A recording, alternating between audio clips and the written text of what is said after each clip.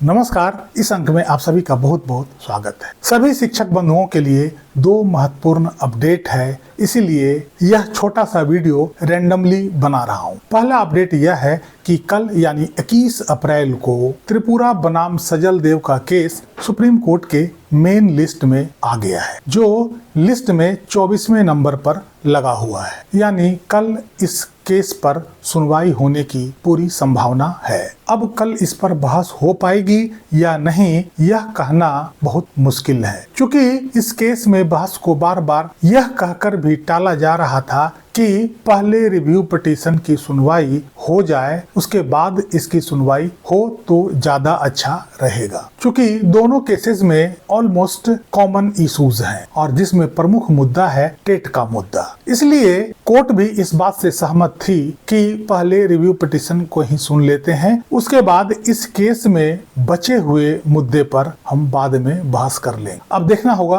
कि कल इस पर सुनवाई हो पाती है या इसे एक बार फिर रिव्यू पिटीशन की सुनवाई के बाद के लिए टाल दिया जाता है। दूसरा महत्वपूर्ण अपडेट यह है कि रिव्यू पिटीशन का टेंटेटिव डेट 24 अप्रैल के लिए आ गया है। यह सबसे ज्यादा वांटेड था। रोज मेरे हर वीडियो में 8-10 कमेंट ऐसे आते ही आते थे जिसमें पूछा जाता था कि आखिर रिव्यू पिटीशन की सुनवाई कब होगी। 2 साल का वक्त मुट्ठी में रेत जैसा फिसलता जा रहा है। क्या 2 साल निकलने के बाद रिव्यू पिटीशन पर सुनवाई होगी? तो लीजिए, आप सभी के लिए खुशखबरी आ गई है कि इसमें टेंटेटिव डेट 24 अप्रैल का है। हालांकि यह एक टेंटेटिव डेट है, फाइनल नहीं। कहने का अर्थ यह है कि कम से कम इसकी शुरुआत तो हो गई है। अब 24 अप्रैल को इसे रिव्यू के लिए भेजा जाएगा या नहीं, यह कहना थोड़ा मुश्किल है, क्योंकि यह फाइनल डेट नहीं है। लेकिन इतना तो तय है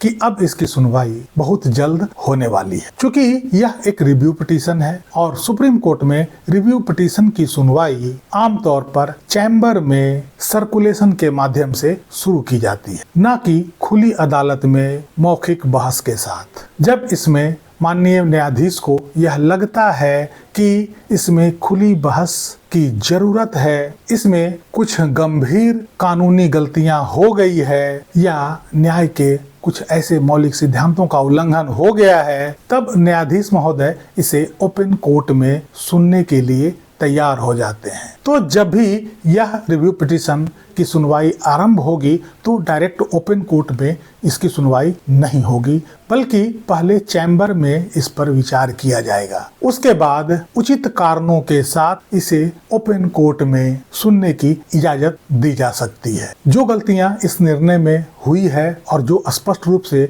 झलकता है, उससे तो यही लगता है कि इस रिव्यू पिटीशन को बिना ओपन कोर्ट में सुनवाई किए इसमें सही निर्णय पर नहीं पहुंचा जा सकता है। इसलिए ज्यादातर उम्मीद यही है कि न्यायाधीश महोदय इसे ओपन कोर्ट में सुनने की इजाजत दे देंगे। अब तो यह कुछ ही दिनों में पता चल जाएगा कि आखिर इसकी सुनवाई किस प्रकार से होनी है। कहने का तात्पर्य यह है कि जो पिछले 7-8 महीनों से गतिरोध उत्पन्न हुआ था, अब उस गांठ को धीरे धीरे खुलने का समय आ गया है और उम्मीद है कि इसका असर अगले महीने के पहले सप्ताह से देखने को अवश्य मिल जाएगी। इस अंक में यहीं तक। कैसी लगी जानकारी कमेंट करके जरूर बताइएगा। वीडियो को लाइक कीजिएगा, चैनल को सब्सक्राइब कीजिएगा। मिलते हैं अगले अंक में, तब तक के लिए जय हिंद, वंदे मातरम।